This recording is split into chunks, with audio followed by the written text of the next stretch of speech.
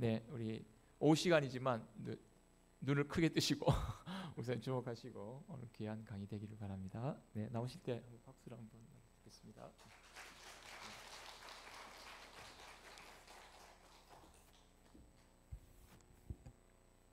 네, 감사합니다.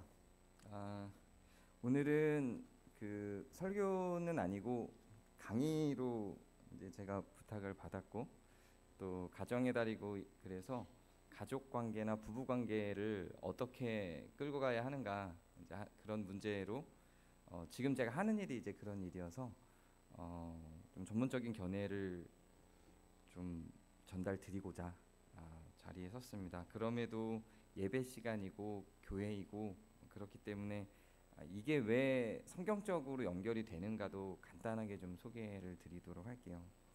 뭐 그 전에 제 소개도 잠깐 드리고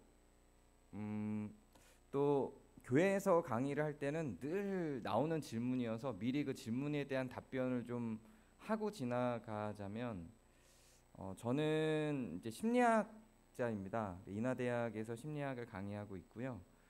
그러면서 이제 주말에는 더함공동체교회라는 교회에서 목회를 하고 있습니다.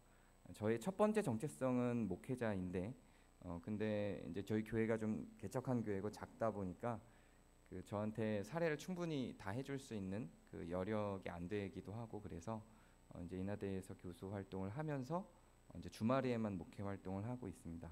교회는 이제 교회 안에 지금은 그냥 집사로 있는데 전도사와 목사를 하셨던 분들이 7분이 있어요. 저희 교회에. 그래서 이제 그분들이 알아서 돌리시고 저는 이제 거의 설교만 하다시피 이렇게 해서 좀 교회 양해로 이제 교수 사역에 좀 집중할 수 있습니다.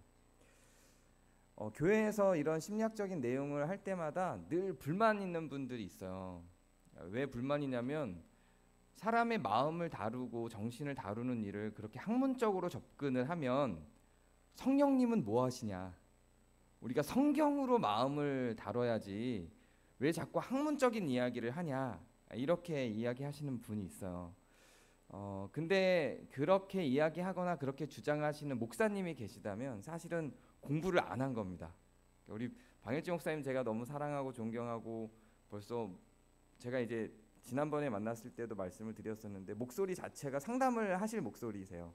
그래서 방일진 목사님이 그런 어떤 그 상담적인 역량 이제 이런 것들을 떠나서 신학적으로도 탄탄하시다 보니까 저를 이렇게 세울 수 있으신 거지. 사실은 저는 이제 일반 교계에서는 이런 일을 하고 상담 일을 하면 목사가 상담 일을 하면 공격을 좀 받아요. 왜냐하면 왜 성령님한테 의지를 안 하고 학문에 의지를 하냐 이제 이런 질문들인 거죠. 근데 하나님께서 이 세상을 만드시고 은혜를 베푸실 때 두 가지로 그 은혜를 나눠요. 특별 은총이라고 하는 걸로 나누고 일반 은총이라고 하는 걸로 나눠요. 일반 은총이라고 하는 건 이제 말하자면 하나님께서 하나님을 믿는 사람과 믿지 않는 사람을 동일하게 구분하지 않고 은혜를 베풀어 주시는 걸 일반 은총이라고 해요. 예를 들면 햇빛 같은 걸. 햇빛이 교회를 다니는 사람한테만 하나님을 믿는 사람한테만 주지 않죠. 햇빛은 세상 모든 사람한테 다 내려진 은혜예요. 그럼 햇빛은 하나님이 만드신 게 아닌가요? 하나님이 만드신 거죠. 그럼 그건 은혜예요, 아니에요? 은혜예요. 햇빛이 없으면 우리도 난리가 나요. 저 교회 안 다니는 사람들만이 아니라 우리도 난리가 나요. 이런 걸 일반 은총이라 그래요. 그럼 의학은 뭐라 그러나요? 의학은 특별 은총 얘기를 안 했군요. 특별 은총이라고 하는 건 이제 우리만 누리는 거. 대표적인 게 구원이겠죠. 그리고 성경을 읽었을 때 오는 감동과 은혜, 찬양의 은혜 이런 것들은 이제 특별 은총의 영역 속에 있겠죠. 그런데 의학 우리가 병원에 가서 진료받고 치료받고 약을 먹는 건 일반 은총인가요? 특별 은총인가요? 일반 은총이죠. 그것도 그러면 우리는 기도해서 나을 거니까 병원 안 가요. 이거는 바른 결정이에요? 잘못된 결정이에요? 그건 잘못된 결정이에요. 왜냐하면 다 하나님의 은혜거든요. 하나님의 은혜를 난 반쪽만 얻겠어 이러면 특별 은총만 하면 돼요. 그리고 기도만 하고 병원 안 가면 돼요. 그러면 하나님의 은혜를 반쪽만 얻겠어 그럼 공부 안 하고 기도만 하면 돼요. 근데 하나님은 그렇게 세상을 구성하지 않고 특별 은총도 두시고 일반 은총도 두셨거든요. 그래서 공부를 하면 실력의 결과가 나오는 거고요. 시험을 잘 보는 거고, 그리고 병원을 가서 고치는 것도 하나님의 은혜예요. 물론 그러면 아픈 사람을 위해서 기도 안 하나요? 당연히 하죠. 우리는 일반 은총의 영역과 특별 은총의 영역을 둘 다 갖고 있는 거고, 이게 전부 다 하나님의 은혜인 거예요. 특별 은총만 하나님의 은혜고 일반 은총은 하나님의 반대편, 저 악마가 주는 거, 이게 아니라고요. 전부 하나님의 은혜거든요. 상담도 똑같아요. 상담을 세상에 하나님을 믿지 않는 사람들이 만든 이론이기는 해요. 물론 하나님을 믿는 사람들도 그 안에 있어요. 목회 상담이라는 것도 있으니까. 그래서 하나님을 믿든 믿지 않든 사람의 심리를 연구하고 뇌를 연구하는 사람들이 만든 이론이기는 한데, 그 이론을 발견한 거지. 그 학자들은 그 이론을 발견한 거지, 그 이론을 만든 게 누구예요? 하나님이에요. 의사들은 그 치료하는 방법을 배웠을 뿐이에요. 그렇게 하면 치료된다라는 원리를 만든 게 누구예요? 하나님이에요.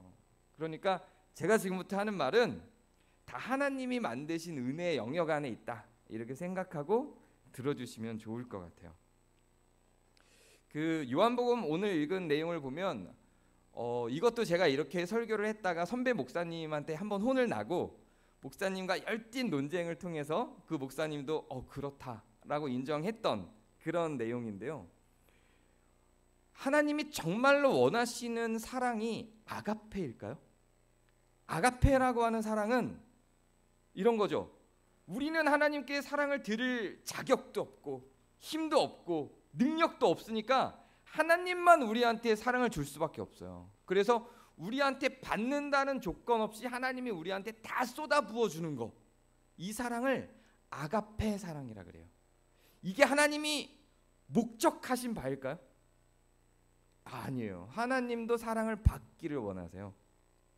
오늘 우리가 읽은 본문 보면 요한의 아들 시몬아, 네가 나를 사랑하느냐 이렇게 물어보세요.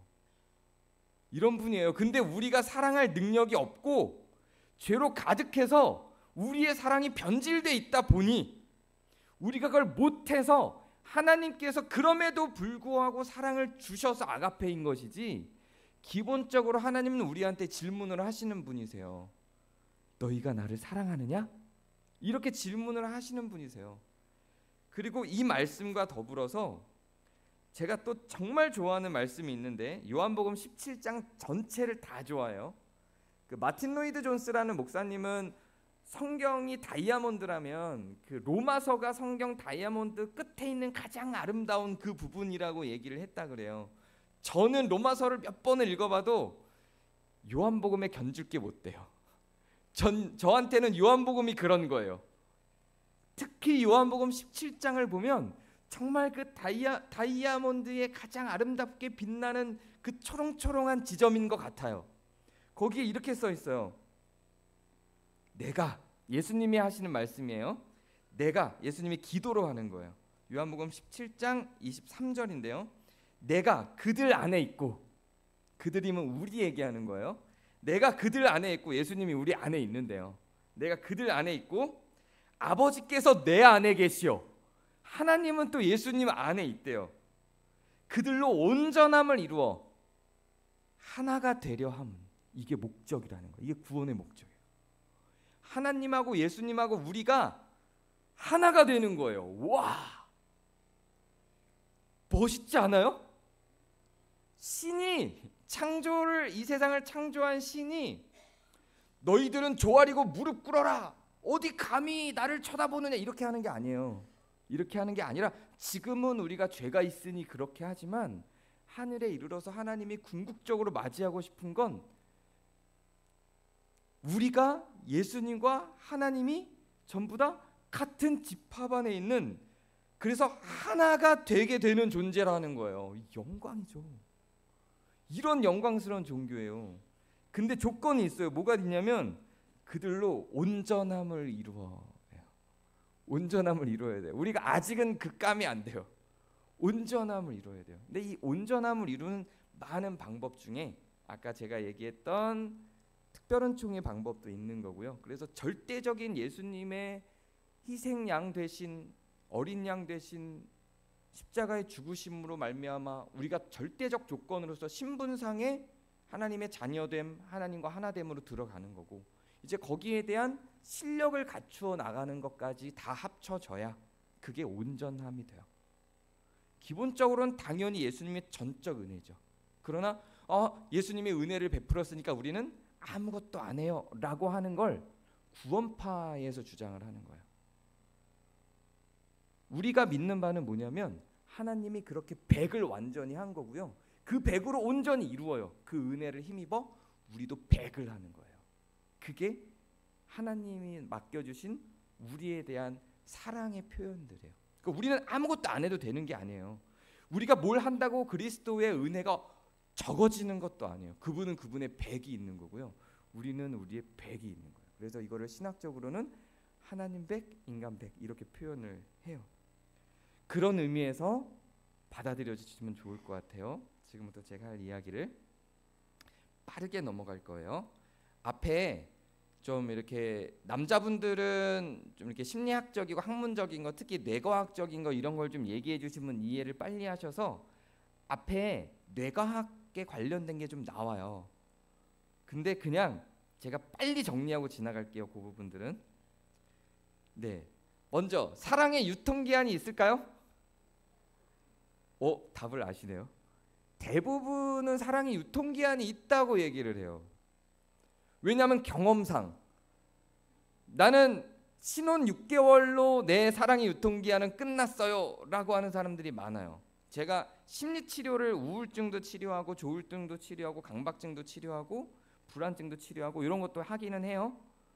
근데 이거보다 더 많이 하는 게 부부 갈등 중재를 더 많이 해요. 제가 교류 분석이라고 하는 심리학의 한 분야가 있는데 인간관계를 연구하는 분야예요. 거기에 슈퍼바이저여서 그 부부 갈등 중재, 부모 자녀 문제, 뭐 왕따 문제 이런 것들을 해결하는 그런 상담도 많이 진행을 하는데, 특히 이 부부 갈등 중재 그 중에서도 뭘 많이 하냐면 이혼 서류 접수하고 그 한 달 동안 숙려 기간을 줘요. 이혼 서류 접수하면 그 한 달 동안 숙려 기간에 혹시라도 이혼을 안 할 수 있을까 하는 마음에 상담받으러 오시는 분들이 있어요.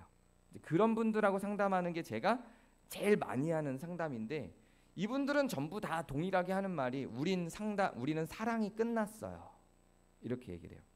우린 사랑이 끝났어요. 더 이상 우린 서로 사랑하지 않아요. 그러니까 더 이상 결혼을 유지할 이유가 없어요. 이런 거죠. 그래도 지금 여기 앉아 계신 분들처럼 그 의무로 사랑을 할 수 있다라고 생각하시는 분들은 나름 그런 비율이 적어요. 정말 이혼하러 많이 오시는 분들은 30대 초반 커플들, 결혼한 지 2년 안쪽 정말 많아요. 이혼하러 1년에 92,000건 정도가 이혼을 해요.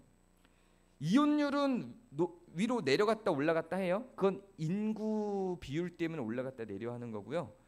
이혼 건수 자체는 이상하게 9만 건에서 9만 3천 건 사이를 매년 왔다 갔다 해요. 줄어들지 않아요. 정말 신기하죠. 그래서 우리나라가 OECD 국가 중에 이혼율 당당하게 1위를 차지하고 있습니다. 그거를 막기 위해서 제가 열심히 상담을 하고 있죠. 사랑은 유통기한이 없어요. 왜 그런지를 설명을 드릴게요. 그리고 왜 사랑이 유통기한이 있다고 주장하는지 설명을 드릴게요. 어떤 그 방송 프로그램에 정신과 의사가 나와서 사랑은 유통기한이 있다라고 주장을 하더라고요. 잘못 알고 있는 겁니다. 의사라고 다 알지 않아요. 의사는 그 의사가 맡은 분야만 아는 거예요. 절대 다 알지 않아요. 근데 의사가 그렇게 말하면 뭔가 맞는 것 같아요. 그래서 그 의사가 하는 말이 뭐냐면 사랑하는 데 필요한 호르몬이라는 게 있는데 우리 몸 안에 사랑을 하게 만드는 화학 물질이 흘러요. 그걸 호르몬이라고 불러요. 신기하죠? 이 하나님이 놀랍게 만들었어요. 사람을. 우리 몸 안에 사랑이 그냥 없는 건데 우리가 그냥 있다고 가정하는 게 아니고요. 사랑을 할 때 우리 몸 안에 실제로 호르몬이라고 하는 액체가 흘러요. 놀라운 일이에요. 거기에서 그 의사가 설명할 때 세 개의 호르몬이 흐르는데 도파민이라는 호르몬, 세라토닌이라는 호르몬, 옥시토신이라는 호르몬이 흐른대요. 근데 이 도파민이라는 호르몬은 자극을 받을 때 나오는 호르몬이에요. 그러니까 처음에 사랑을 할 때, 처음에 사랑에 툭 빠졌을 때 설레고 기대되고 긴장되고 이럴 때 나오는 게 도파민이에요. 사람들은 이 도파민이 사랑의 전부인지 아는 거예요. 그래서 이 도파민이 나와야 사랑이라고 생각하고, 도파민은 심장, 이 교감신경을 막 움직여서 심장을 뛰게 만들거든요. 그러니까 이게 사랑이구나 이렇게 생각해요. 근데 이 도파민은 한번 짠 발생하고 빠른 경우 3개월, 오래 가는 경우 한 3년 가요. 여자들은 보통 한 3년 가고요. 남자들은 3개월에서 6개월이면 끝난다고 합니다. 이걸 연구하고 그 의사 말이 사랑은 유통기한이 있다라고 얘기를 하는 거예요. 근데 천만의 말씀이에요. 도파민은 만들 수 있는 호르몬이에요. 한 번 생기고 다시는 안 생기는 게 아니에요. 그건 계속 생성이 돼요. 도파민을 만드는 활동을 안 해서 그래요. 처음에 연애할 때는 어떻게든지 잘 보이려고 멋있게 막 몸을 만들고요, 옷도 잘 입고 향수도 뿌리고 좋은 데 데리고 가고 데이트하고, 다 도파민 만드는 일들이에요. 근데 결혼을 했어요. 그 다음부터 어떻게 해요? 그 다음부터 없어져요. 도파민은 만드는 활동이 없어져요. 좀 안아도 주고 이런 것도 있어야 되는데, 같이 데이트하고, 그리고 도파민을 만드는 일을 안 하니까 없어지죠. 계속 도파민 만드는 일을 하면 계속 그 도파민이 나오는 건데, 안 하니까 없어지는 거예요. 안 하니까 3개월 지나니까 뭐 먹고 살아요? 추억 먹고 살아요. 신혼여행 간 힘으로 3년 버티는 거예요. 아니 그걸 왜 그렇게 버티고 있어요? 한 번 더 가면 되지. 그렇게 해서 도파민을 계속 만들어주면 계속 이어지는 거예요. 저는 올해가 결혼 22주년입니다. 아직도 도파민이 막 뜨겁게 나와요. 지금도 신혼 같아요. 만나면 좋아 죽겠어요. 왜냐하면 이걸 계속해요. 우리가 좀 뜸해졌는데 라고 생각하면 여행 갈까? 이렇게 제안을 해요. 그래서 오늘 밤에 여기서 예배 끝나고 아내와 함께 2박 3일로 포항으로 또 여행을 갑니다. 그렇게 수시로 도파민을 만드는 작업들을 해줘야 얘네가 계속 나오고, 그러면 사랑은 유통기한이 안 생기죠. 거기에 사랑이 더해지는 게 있어요. 세라토닌이라는 애는요, 이 세라토닌이라는 애는 안정감을 주는 호르몬이에요. 도파민은 대상성이 없어요. 근데 이 세라토닌이라고 하는 호르몬은 대상성이 있어요. 세라토닌은 어떤 효과를 갖고 오냐면, 그 조건과 그 상황 가운데, 이 세라토닌을 만드는 조건 가운데 들어가면 편안해져요. 안정감이 생겨요. 이것도 사랑의 호르몬의 하나예요. 아내, 남편과 함께 도파민은 없어졌어도 함께 오래 살고 신뢰관계가 구축되고, 그러면 세라토닌이 그냥 나오는 거예요. 그러면 세라토닌 나오면 이 사람 옆에 가면 편안해져요. 두근거리고 긴장되고 이런 건 없지만 편안해져요. 이게 세라토닌 효과예요. 바람 피운 사람들이 다시 본처를 찾아서, 본 남편을 찾아서 돌아오죠. 우리 지금 여기 계신 연령대 분들은 대체로 남자들만 바람을 필 거라고 생각을 하는데요. 너무 놀랍게도 우리나라에 갑자기 그걸 까먹었는데요. 바람 피면 옛날에 있었던 법, 간통죄가 없어졌죠. 이제는 합법적으로 바람을 피실 수가 있어요. 저는 이 한국 교회가 너무 속상해요. 제가 선교 나가 있을 때 이 법안이 통과됐는데, 저는 이 법안 통과될 때 한국 교회들이 막 들고 일어날 줄 알았어요. 한 교회도 그걸 들고 일어나는 교회가 없었어요. 이게 이 통과된 게 전 이상해요. 그래도 교회가 좀 힘이 세고 지금 전국 단위로 얼마나 많은데, 그 당시엔 더 많았거든요. 그럼 교회들이 함께 단합해서 이걸 막았어야 되지 않았나? 저는 그렇게 생각하는데, 어쨌든 못 막고 우리나라는 간통죄가 폐지가 됐어요 이제. 그리고 나서 역전 현상이 일어납니다. 여자들이 바람피기 시작했어요. 진짜요? 제가 상담받으러 오면 바람을 펴서 오는 커플 중에 이제는 한 반반 돼요. 남자가 바람 펴서 이혼하겠다고 오는 커플만큼 여자가 바람 피워서 이혼하는 커플들이 지금 상당히 많아지고 있어요. 간통죄가 폐지된 게 남자들이 그걸 결정했을진 모르지만 혜택을 지금 여성분들이 누리고 있어요. 왜 이런 일들이 발생해요? 그리고 그렇게 바람핀 사람들 이런 경우들도 있어요. 이혼을 했어요. 2년 뒤에 다시 재혼, 둘이 다시 재결합하는 상담도 많이 진행합니다. 이게 다 뭐 때문이냐면 세로토닌 때문이에요. 바람핀 여자하고는 바람핀 남자하고는 도파민은 나와요. 이게 사랑인 줄 알아요. 도파민은 대상성이 없거든요. 아무하고나 도파민이 나와요. 근데 이 세로토닌은 대상성이 있어요. 그 사람하고 나와요. 그래서 그 대상성 있는 사람하고 나오기 때문에 내 아내하고 몇 년을 같이 살면서 만들어놨던 세로토닌이 있으니까 이 사람하고 만나는 동안 불안해지는 거예요. 그래서 이 사람하고 다시 만나보니까 편안해져요. 안정이 돼요. 이게 세로토닌 효과예요. 이것도 사랑이에요. 마지막으로 제일 좋은 게 뭐냐면 옥시토신이라는 호르몬이에요. 이 옥시토신은 언제 제일 많이 나오냐면 엄마가 아이를 안고 젖을 줄 때 옥시토신이 막 쏟아져 나옵니다. 아빠들은 절대로 결단코 자녀를 사랑함에 있어서 엄마를 넘어설 수 없는 이유가 있어요. 물론 엄마가 2살까지 젖만 주고 뗀 다음에 엄마는 사라지고 아빠가 수년 동안 아이를 키우면 얘기가 좀 달라져요. 왜 그런지도 설명드릴게요. 엄마가 젖을 줄 때 만들어졌던 옥시타신, 그 옥시타신으로 인해서 엄마와 아이 사이에 유대가 형성돼요. 이 옥시타신도 대상성을 갖습니다. 그래서 엄마와 자녀가 대상성을 가져요. 수년 동안 헤어졌다가 다시 만났는데 엄마인 걸 알겠어. 다른 사람한테 느껴지지 않는 뭔가가 느껴져. 이게 옥시타신 효과예요. 대상성이에요. 그 부부가 오랫동안 스킨십을 하잖아요.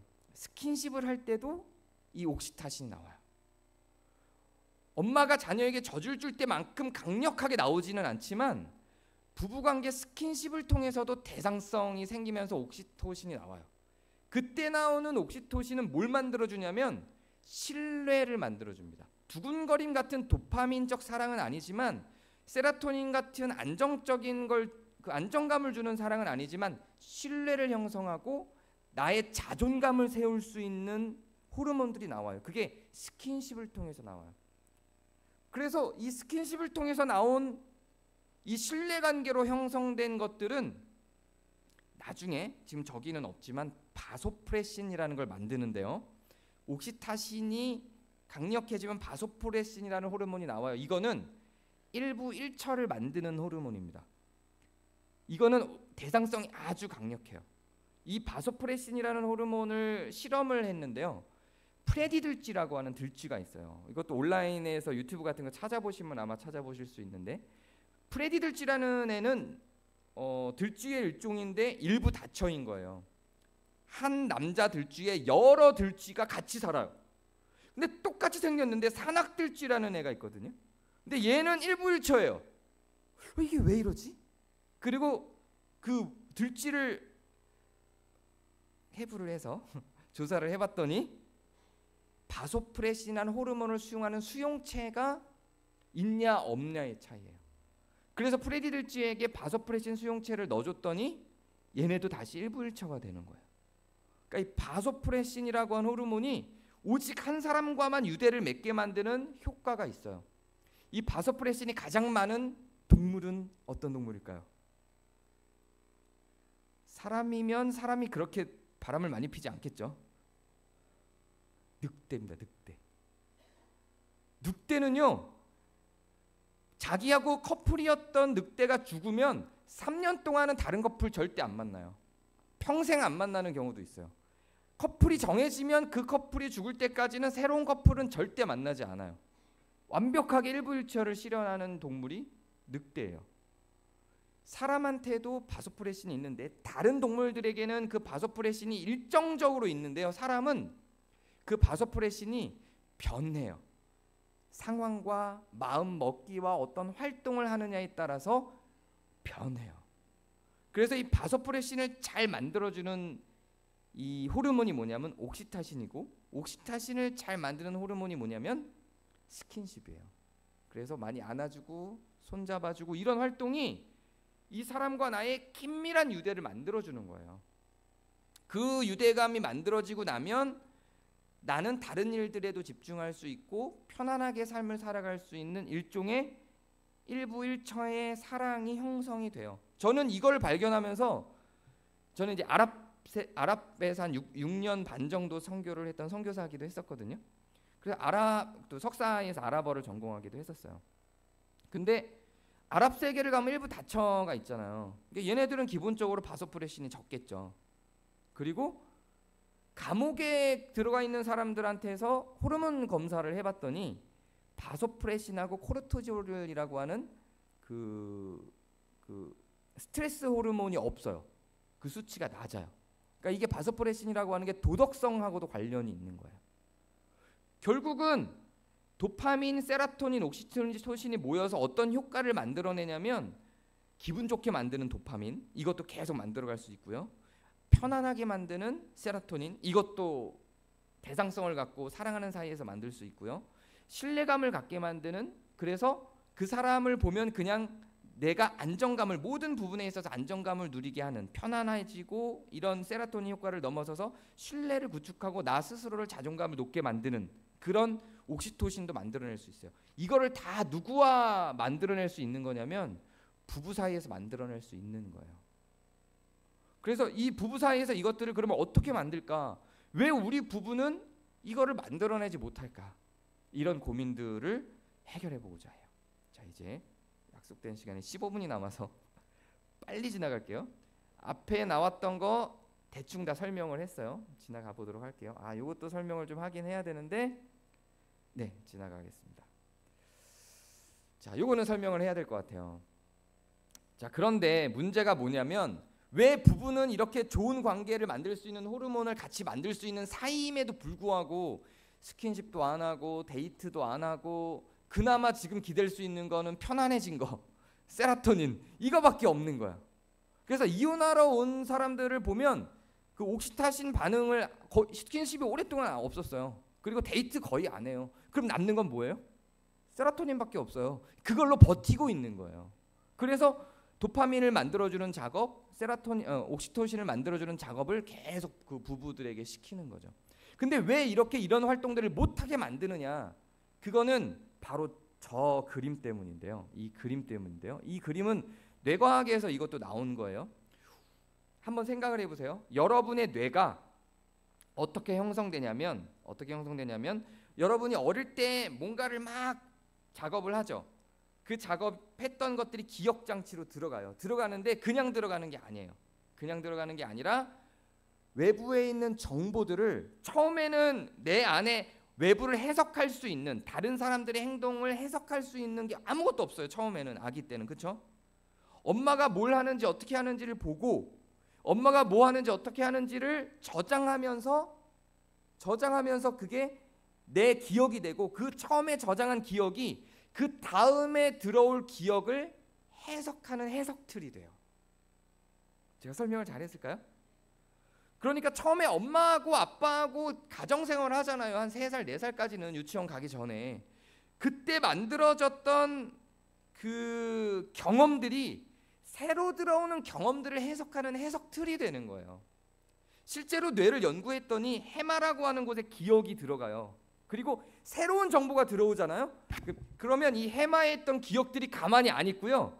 새로 들어오는 정보들을 나가서 맞이해요. 맞이해서 뭐 할 것 같아요? 새로 들어오는 정보들을 교육시켜요. 학습시켜요. 자, 새로 들어오는 정보들 자 줄 서봐.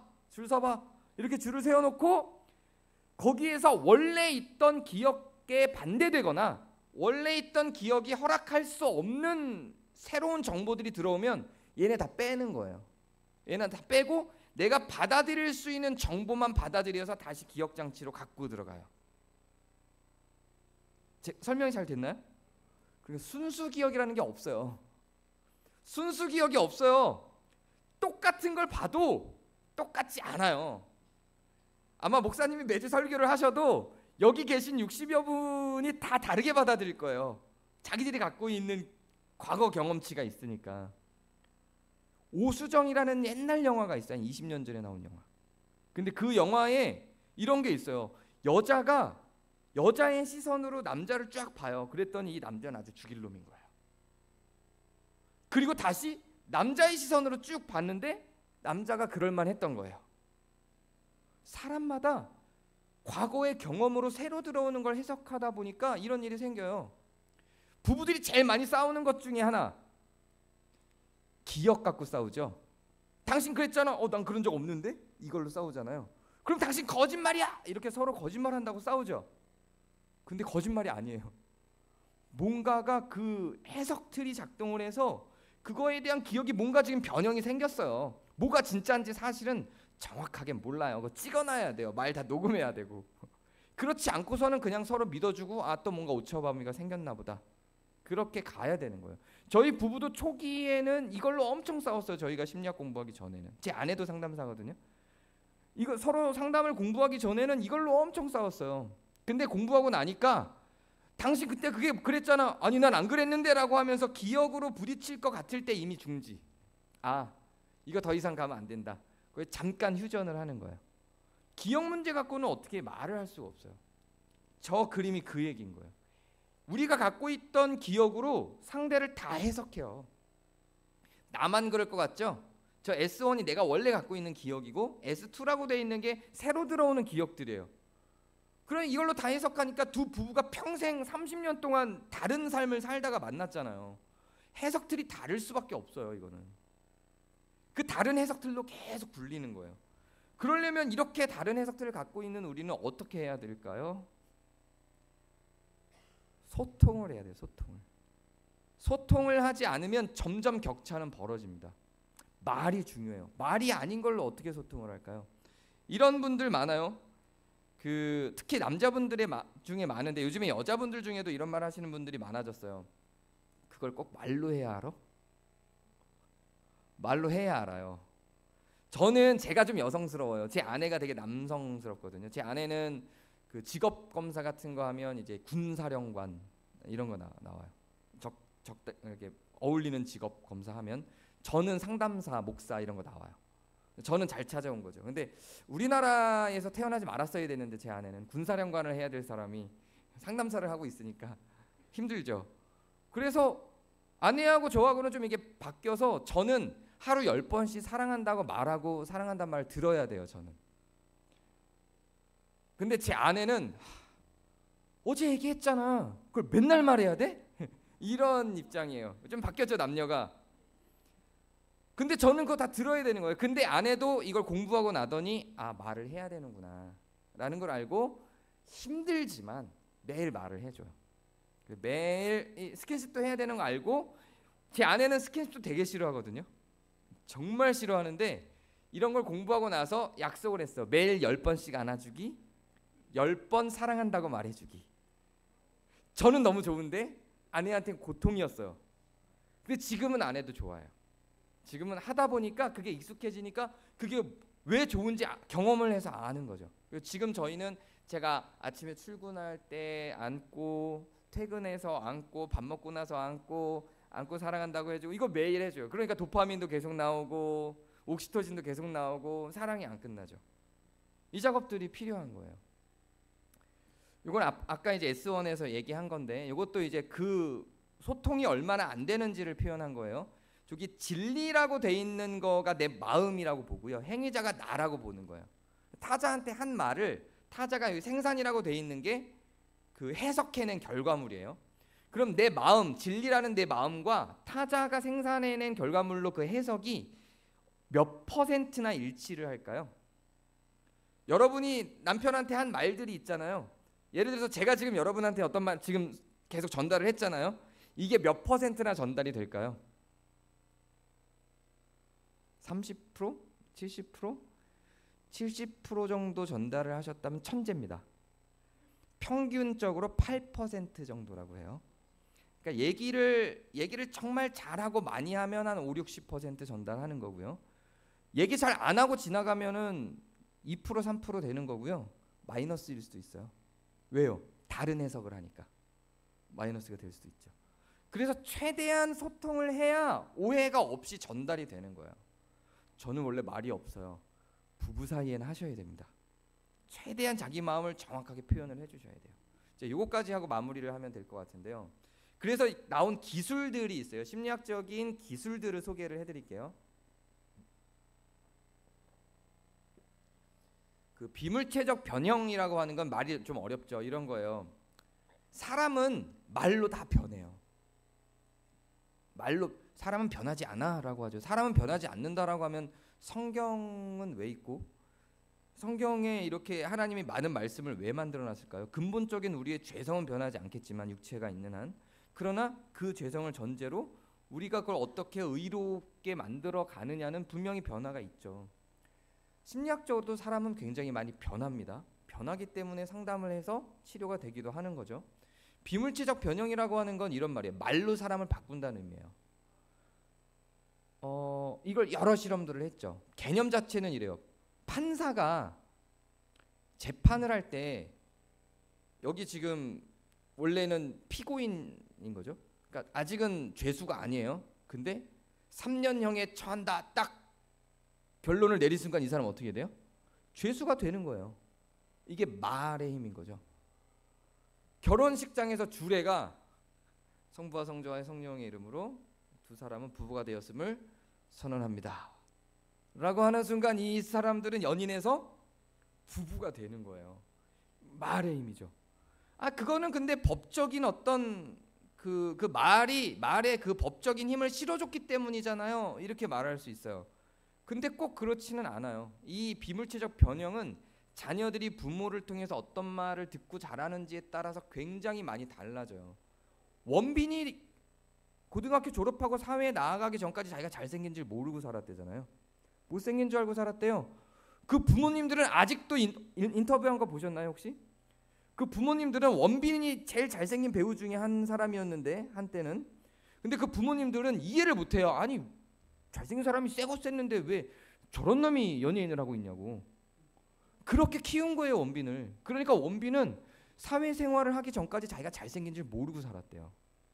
반대로 옥동자 아시나요? 옥동자?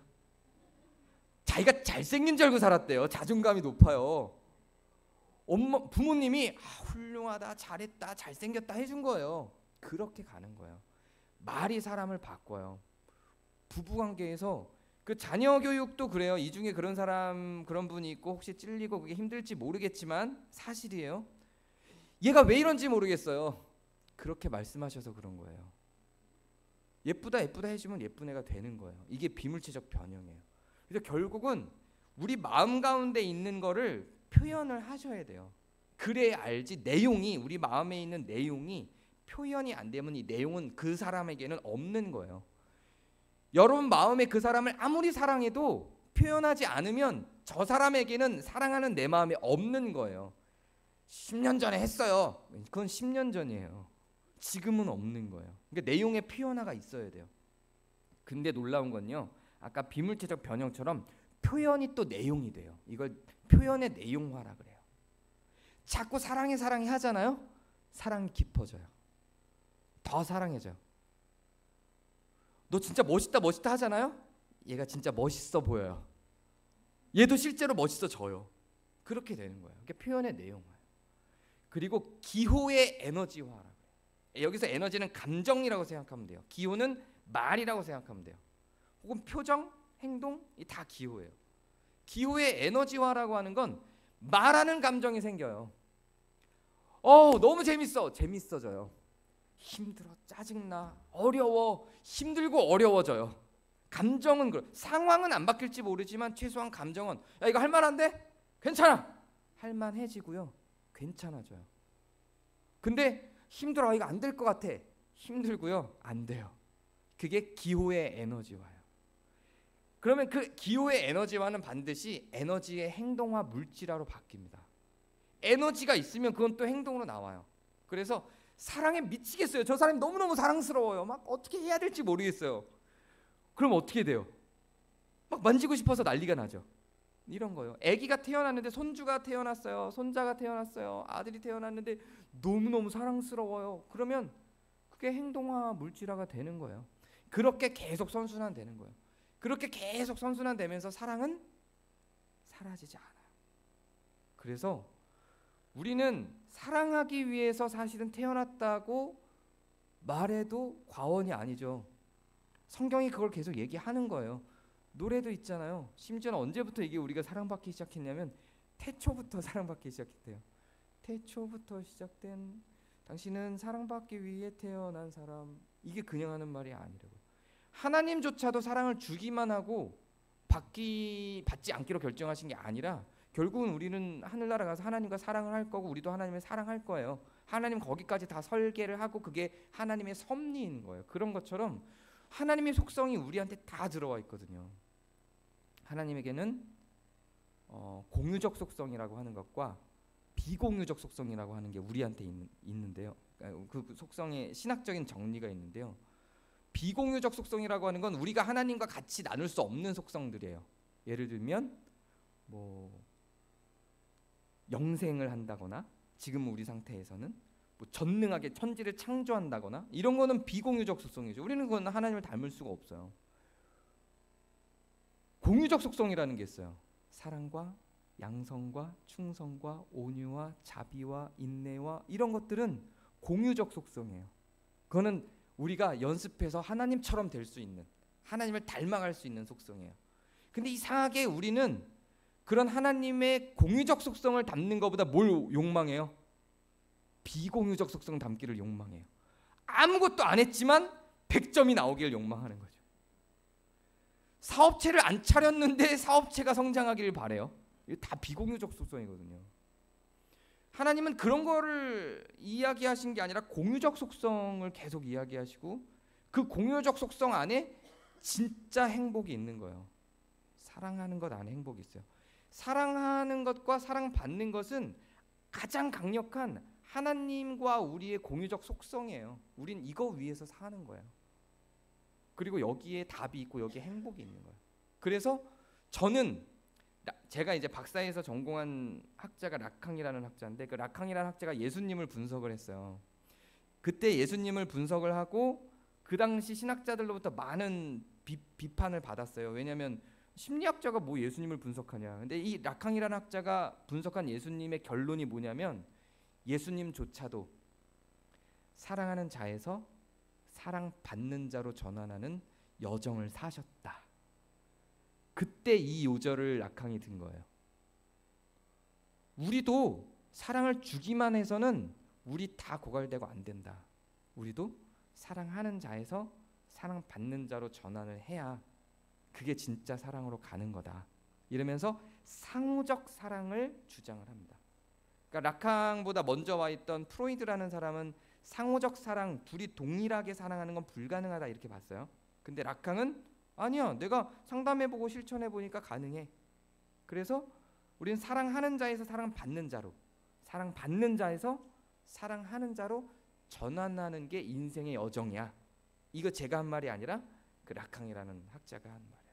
그리고 이게 뭐 성경 말씀은 아니었지만 예수님의 생애를 들어서 한 얘기였고 성경에도 분명히 이 문장은 없지만 저는 이 내용을 담고 있다고 생각합니다. 가정의 달에 여러분도 사랑하는 자에서 사랑받는 자로 받기만 하셨다면 사랑받는 자에서 사랑하는 자로 전환하는 그런 여정의 시작이 되기를 바라겠습니다. 제가 기도하겠습니다. 하나님, 우리를 창조하시고 또 우리의 문제와 결핍들을 허락하시고 그로 인해서 많이 아파하고 힘들게까지 하셨음을 바라봅니다. 이걸 통해서 우리가 좌절하지 않고 오히려